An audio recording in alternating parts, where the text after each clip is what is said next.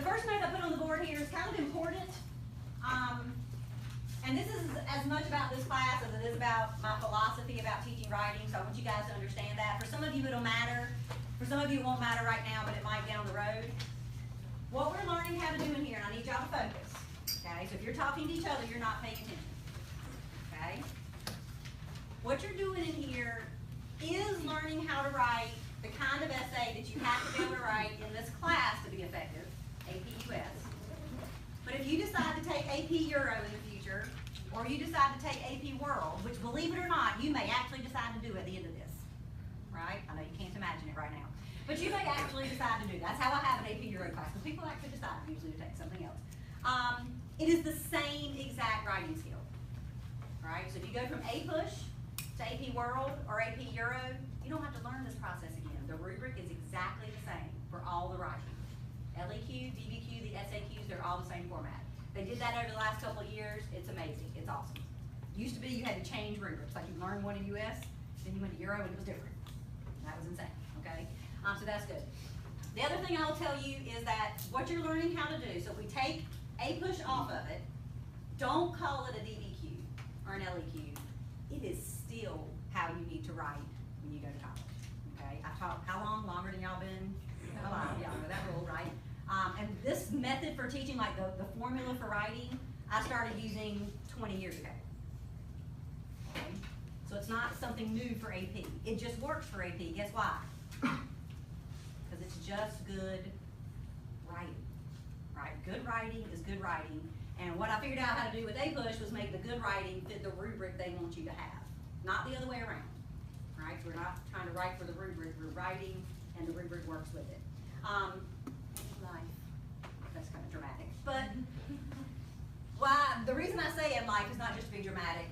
What does writing reflect? Why is this so important? Why is it half of your score on an AP history exam?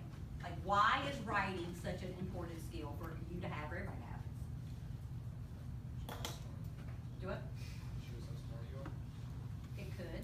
It could show how smart you are if you do it well. Yes? Shows your understanding. So writing something is one of the only ways to let another person know what you are thinking. And when you get right down to it, it's actually usually a better way to let someone know what you think than just talking. Because most of the time when we just talk sort of in a lot of directions, right? Unless you're standing in front of a PowerPoint, right? You get talking, you get in different directions, and you get pulled off of topics. It's not your best thinking, right? Your best thinking is thinking that takes an argument, focuses on that argument, provides evidence to support it, and makes all that clear. And that's what writing is for. Okay, that's why I keep writing like no SFI on your SAQs, and this is not explained. Because the writing is supposed to show how you're thinking. That's why it's such a big part of this. History is all about thinking. That's what it is. Okay, that's what the discipline is. So that's why we're doing this. So part one, the DBQ. All right, and I'm going to give you a handout to go along with this. All right, but you can still take notes on one side or however you want to do that. The DBQ is, of course, for those of you who have been listening to me say this over and over again, still don't know what I'm talking about, it is the document-based question. Okay? So DBQ is the documents-based question. Some hard and fast rules for the DBQ, things that will always be the same every single day and on the exam. On every single DBQ, you will get 7 documents.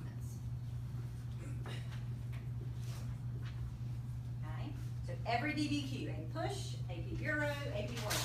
The DBQ will have 7 documents. Okay?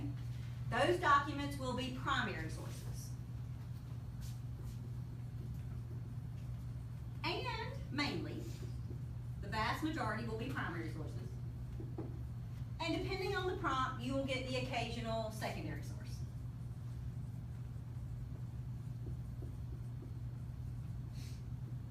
So the majority of the documents, primary. A lot of times you'll get DBQs that have no secondary, but occasionally you're going to get secondary sources. What is the difference? This is the part we all talk. Yes, right. The primary sources from people that were there that went and witnessed something. Okay.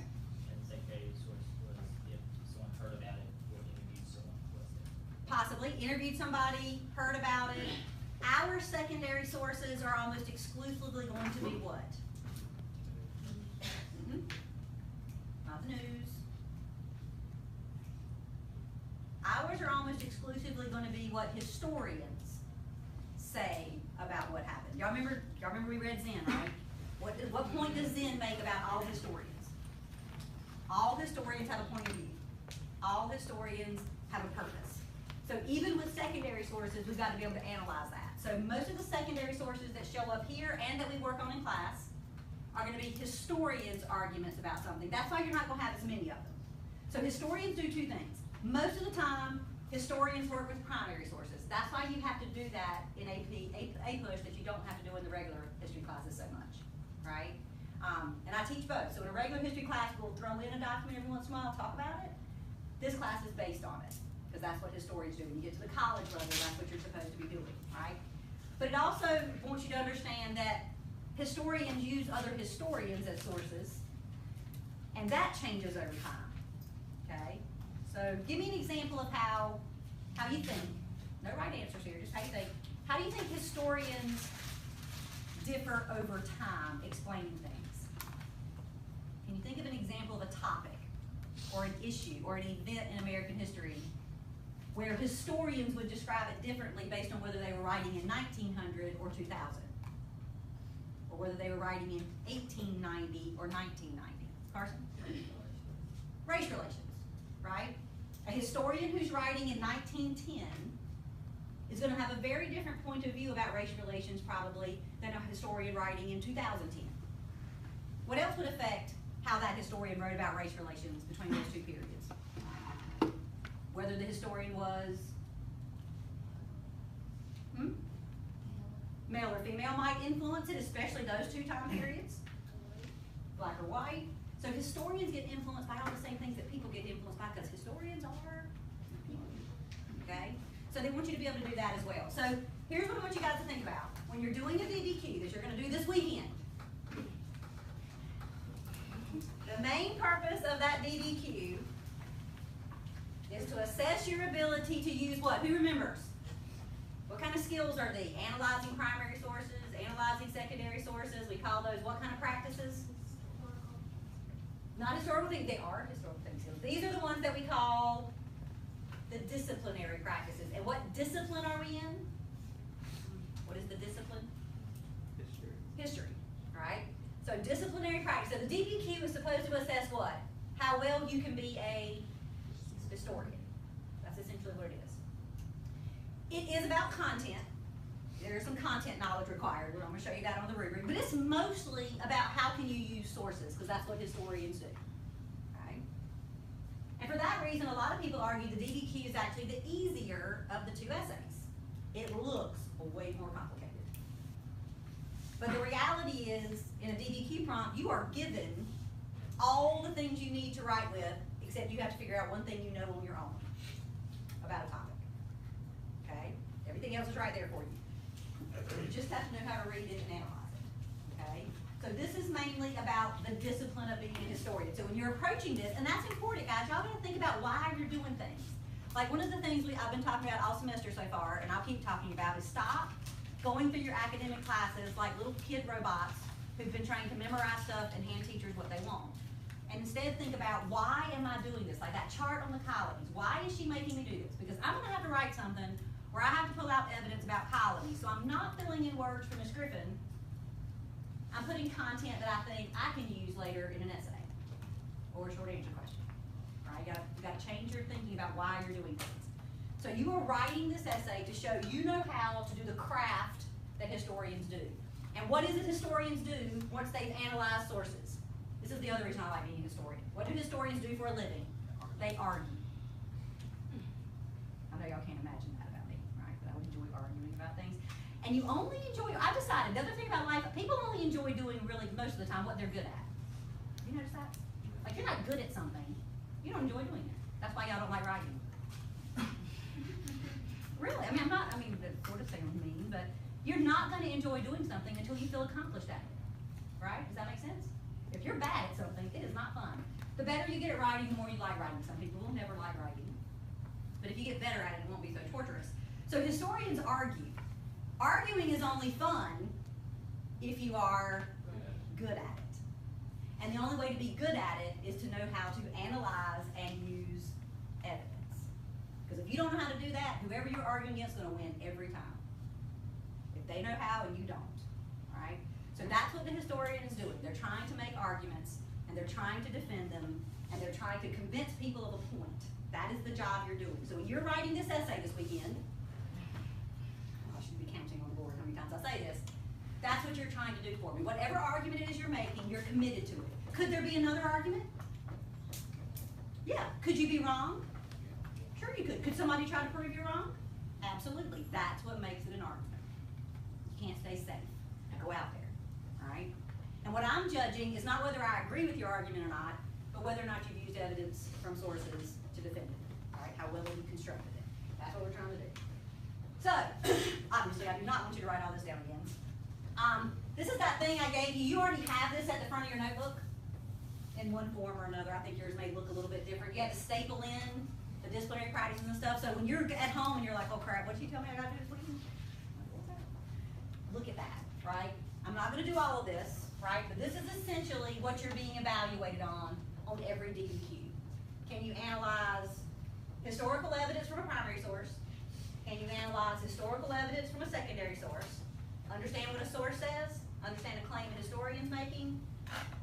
Can you make an argument? Right? So don't stay safe. That's the biggest advice I can give you. Right? When you're doing this, don't be like, well, it could, I'm going to say it's this, but it could be that, so I'm going to like hedge it in the middle and not really say anything. I'm just going to summarize. Because that's the surest way to not get any credit for doing this. Right? Is summarize a bunch of documents, not really say anything.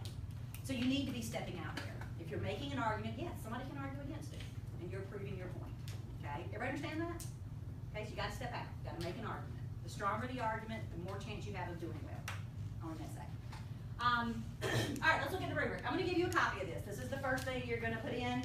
You will get this. You will get a copy of this every single time we write a DBQ the entire year. You'll get it with the DBQ to have in front of you until March, February. At that point, I'll take it away, and you'll just have the directions that the College Board is going to give you on the DBQ, and you have to remember all these points. But the directions, I'll show you on the essay. The directions pretty much tell you what's on the rubric. I just like you to learn the rubric so you can think about what the points are you have to get, okay? So here's easy. Every DBQ has how many documents? It also is worth 7 points. It really has nothing, two numbers have nothing to do with each other. It's just a coincidence, I guess. Okay? So a DBQ is worth 7 points. Riley, if you get extras, just hold them back there in the corner for me, okay? And this is what this thing looks like. So every single essay, you're going to get a whole piece of paper. Unfortunately, this class is not free friendly, okay? So not only are you going to get the rubric, not only are you going to get the DBQ, which is several pages long, but you're going to get this, okay? When you get this one you're going to staple in your notebook. Take home. It's going to stay there forever and ever, okay? When you get this on a regular DBQ, you're going to put your name at the top, you're going to put what period we're studying, topic of the essay, and your name, and then you're going to turn it in to me, and I'm going to grade it. Okay, this is where I put all my marks. And then I give it back to you with your score, okay? So let's take this thing sort of piece by piece, and here's where you guys have to focus. So, okay, take a deep breath. You need to stand up. You need to sit down about 20 minutes, listen to me. You need to stand up. You need to get your blood flowing so your brain's working. You need a mint. Okay? Because I need y'all like to be engaged. And y'all are sweet and good students, so you're all just staring at me. And I don't know what's happening back there. Like y'all ain't talking to me. I don't know what's going on behind those eyes. So, everybody good? Poke your neighbor, I don't know, hit somebody, make sure you're awake.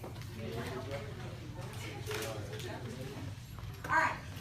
So, the top of your essay says what? Introduction. So the introduction to your essay will include 2 points on the rubric. The first point is one of those reasoning skills. Right? This is one of the reasoning skills that the College Board says every person who studies AP history and should deserve college credit can do with any topic.